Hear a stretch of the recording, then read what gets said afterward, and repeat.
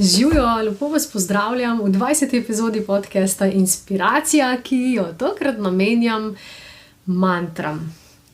Čudovitim zvokom, svetim zvokom, besedam, zlogom, ki so meni v mojem osebnem življenju veliko dale. In ravno zato tako rada poudarjam pomen manter. To epizodo snimam predvsem s tem namenom, da mogoče kdo od vas najde uteho, pomoč, bom rekla notranji mir, tudi s pomočjo teh svetih zvokov. In vam jih rada malo pobliže predstavila, ne samo teoretično, ampak predvsem to, kaj so meni in še vedno kaj mi pomenijo v mojem življenju in kako so spremenile moje življenje in mi prinesle veliko miru, veliko več stabilnosti. In vedno znova, kot sem že v prejšnji epizodi govorila, se vračam k njim, takrat, ko se mi kaj zatakne v življenju, takrat, ko potrebujem samo ta, bom rekla, umik od vsakdanjega tega kaosa, hitenja, oziroma ali pa samo nekega miselnega, bom rekla, ko se včasih, se veste, miselno zapletemo v kakšne negativnosti oziroma negativni tok in so mantre tiste, ki me potem vrnejo nazaj v tisto moje pravo bistvo in spomnijo, kdo v resnici sem. Tako da vesela sem tudi, naj še na začetku to povem, za vse tiste, ki ste peli z mano v 7-dnevnem izzivu petja zvokov po čakrah. Meni je bil tisti teden čudovit, jaz sem se počutila res fantastično, dosti bolje tisti teden sploh, ker ste bili zraven prisotni tudi vi. Saj upam tako, upam, da ste zamrmrali, zapeli na glas, potiho, kakorkoli, katerega od zvokov, ki sem jih delila z vami. Naj povem, da v kratkem sledi še en 7-dnevni izziv, tokrat bo to izziv petja manter. Ja, prav ste slišali, ravno zato sem rekla, da naredim en tak uvoden oziroma eno uvodno epizodo na to temo, da boste mogoče mantre malo bolj spoznali, ker jih veliko omenjam zadnje čase, verjetno ste opazili.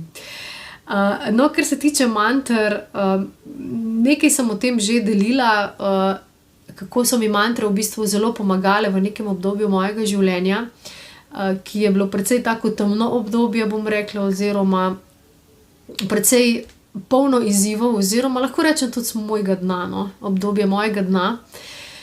To je bilo obdobje, ko v bistvu ni bilo stvari v mojem življenju, ki ne bi šla narobe, sicer je to že veliko let nazaj, ampak se dobro spominjam tega obdobja, in sicer tam več kot 15 let. In to je bilo torej obdobje, ki mi je prineslo, bom rekla, dno na vseh področjih življenja, kar se tiče prijateljstev, finančnega stanja, družinskih odnosov, ljubezenskih odnosov, zdravja, ni da ni. Je šlo vse v maloro takrat, se veste, kaj pravijo, ko gre spirala navzdol, gre pač navzdol. In pri meni je pač prišlo do dna in veste, kako je z dnom, ko enkrat prideš na dno, se lahko potem samo še dvigneš.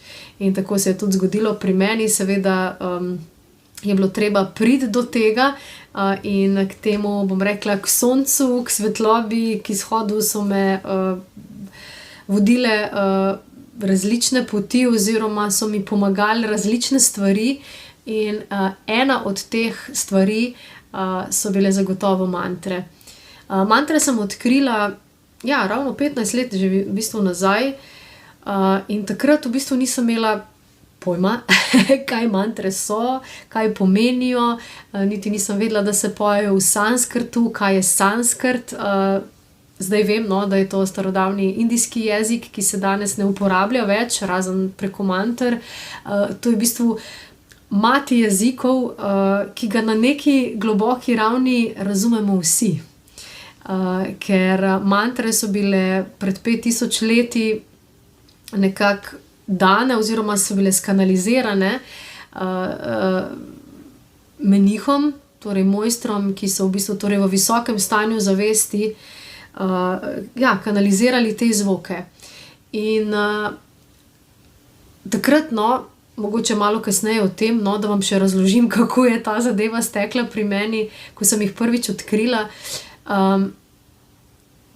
jaz, ko sem začela peti te mantre, sem enostavno začutila, da se začenja v mene vračati življenje. Tisto, ko obležiš v posteli in komaj vstaneš, da uporabiš, bom rekla, osnovne stvari, se umiješ, poješ, še to mi je bilo pač težko včasih, da greš v trgovino. Jaz enostavno nisem imela moči za to. In se spomnim, da mi je bilo grozno, ko so mi ljudje govorili, pa daj, premakni se fizično, organiziraj si dan, naredi si nek red, vstani se, pojdi na sprehod, naredi karkoli, ampak niso razumeli, da pač je bila moje stanje tako, bom rekla, grozovito psihično, da enostavno tega nisem zmogla narediti koraka, ne. In ni bilo videti tega na zunaj, ne, na zunaj sem bila videti čisto okej in redko kdo mi je verjel, da je karkoli narobe z mano, ampak ko duša boli, ko srce boli, je težko opisati, kako težko se je v bistvu iz takega stanja nekako dvigati. In ko vse, kar sem imela takrat, je bil pač ta moj glas, ki pa le mi je ostal nekako v dobrem spominu, ker je glasba me vedno spremljala že od malih nog in se mi zdi, da ta iskra ni nikoli nekako usahnila in najlažje sem se sebi približala ravno z glasbo. In ko sem začela peti te mantre, kot sem že povedala, se je v meni pač ta iskra začela vse bolj prebujati in to petje me je poneslo nazaj k sebi. Jaz sem poslušala mantre, pisala zraven in se začela enostavno zdraviti. Čistiti, bom rekla, razvozlavati svoje čustvene vozle v sebi in nekako predelovati tisto čustveno kramo v sebi oziroma čustvene rane, zdraviti čustvene rane. In ne pravim, da je mantra neka zdaj čarobna palčka, ki pač čez noč spremeni vse in pozdravi vse in uredi vse in da ostanemo brez težav, vsekakor ne. Je pa drugače, če imamo v sebi mir, pridemo do tega notranjega miru in sprijaznjenosti, sprejemanja tega, kjer smo in zavedanja, da smo v redu v tem trenutku točno takšni, kot smo. In ko smo v tem miru, se lahko naše telo, naša psiha, naša čustva začnejo zdraviti. Vsi vemo, ne, ko potrebujemo neko zdravljenje, moramo mirovati in moramo biti v miru, da se telo pozdravi samo, da se naša čustva pozdravijo, da se naš zdravi. In meni so to mantre prinesle. In še danes sem zelo hvaležna za to, da sem jih našla. Skratka, mantre kot take, mantre so v bistvu svete besede, zlogi, izreki, ki imajo izredno energijsko moč. To je čista vibracija, ki nas poveže v bistvu z našim energijskim telesom, ga čisti, mu prinaša, bom rekla, določene energije. Vsaka mantra prinaša torej določeno vrsto energije. Zdaj, znanost o mantrah je res zelo široka in lahko bi jo opredelila z znanstvenega vidika, z religioznega vidika. Jaz se tukaj nisem tako veliko poglabljala, jaz sem bolj to prakticirala, zato vam nekako polagam na dušo, raje poskusite prakticirati mantre, tudi če jih ne razumete, tudi če ne poznate pomena mantra. To lahko vse naknadno seveda si razložite, preberete, raziskujete. Tudi sama vam bom ponudila 7-dnevni izziv petja manter, kjer bom malo bolj razložila nekatere mantre, ki sem jih tudi sama uporabljala. Skratka, mantre v glavnem so uporabljali v Indiji in še vedno uporabljajo v religiozne namene, pa tudi v zdravstvene namene. In to je v bistvu lahko rečemo starodavna znanost zvoka. V bistvu so že duhovniki starega Egipta uporabljali različne mantre, zvoke v zdravstvene namene, torej da so zdravili zvoki. Tudi Ajurveda uči, da so v bistvu mantre oziroma zvoki zelo podporni in usmerjajo tako telesno kot tudi psihično zdravljenje. Tako da dokazov za to je veliko. Nabrali so se skozi tisočletja, tako da o tem ni dvoma. Danes pa sploh imamo na voljo mantre, kamorkoli pogledamo, tako da jih lahko uporabljate. Včasih so bile mantre rezervirane samo za peščico, bom rekla, visoko razvitih duhovnih ljudi. No, danes nam je na voljo, da jih pojemo v bistvu sami, ali pa s pomočjo kakega učitelja. Skratka, na voljo so nam, znanje je tukaj, samo uporabiti ga je treba. Ena izmed zelo podpornih znanstvenih raziskav je tudi raziskava, ne vem, če ste že slišali, Emoto je znanstvenik, ki je odkril v bistvu, kako določena glasba, določeni zvoki in pa tudi besede vplivajo na sestavo vode. Naredil je torej eksperiment, kjer je vodi v bistvu predvajal določeno, na eni strani bolj moderno glasbo, nižje vibracije, in na drugi strani klasično glasbo, tudi mantre, pozitivne besede, hvaležnost, besede hvaležnosti, energijo hvaležnosti. In ko je potem preučeval sestavo vode, je bila razlika očitna.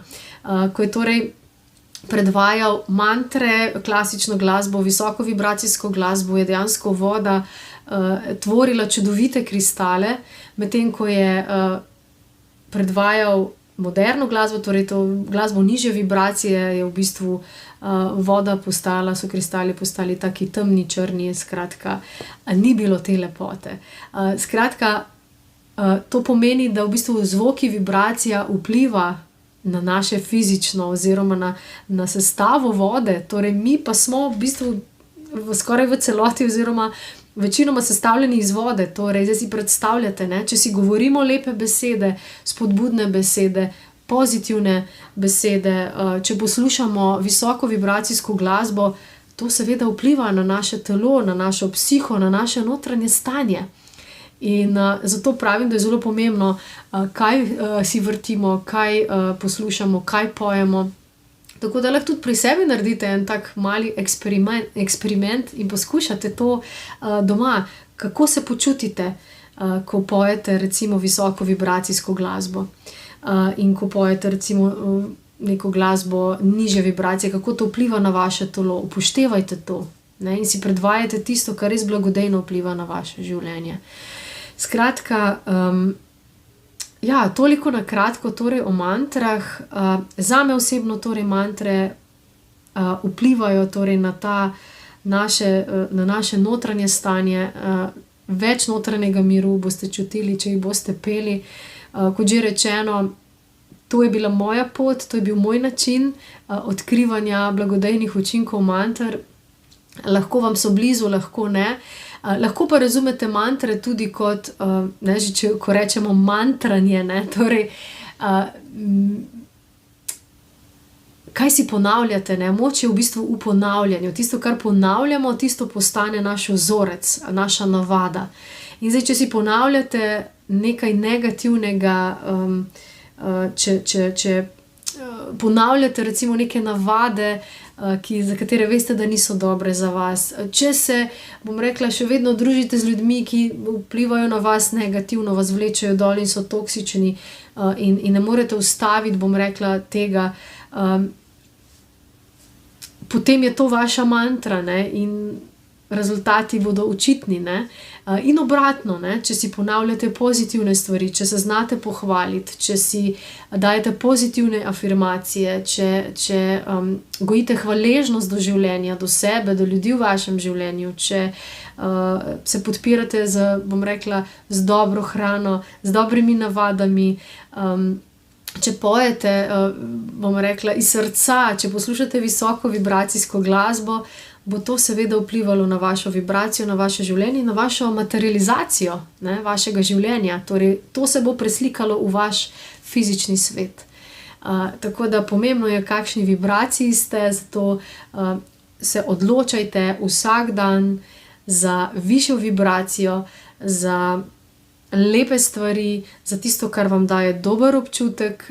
To ne pomeni, da zanikate tiste težke občutke, bom rekla, nizke občutke, nizke vibracije, ampak dovolite, da se vedno znova transformirajo, vas nekaj novega naučijo in spustite. Naj gre to skozi vaše telo in spustite in se polnite se z pozitivno vibracijo, torej z vibracijo ljubezni, miru, harmonije in se obenem učite od vibracij, ostalih vibracij, ki vam prav tako prinašajo veliko modrosti.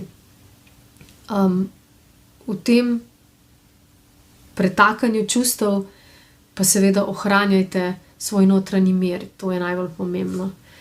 Torej, da ne zanikate svojih čustev, da jim dovolite, da so, da se pretakajo skozi vas in da obenem ob tem ohranjate, bom rekla, zavest o tem, kdo v resnici ste, da ste v resnici ta mir, ta stabilnost, radost, ljubezen. Takole, mislim, da bo dovolj za tole epizodo.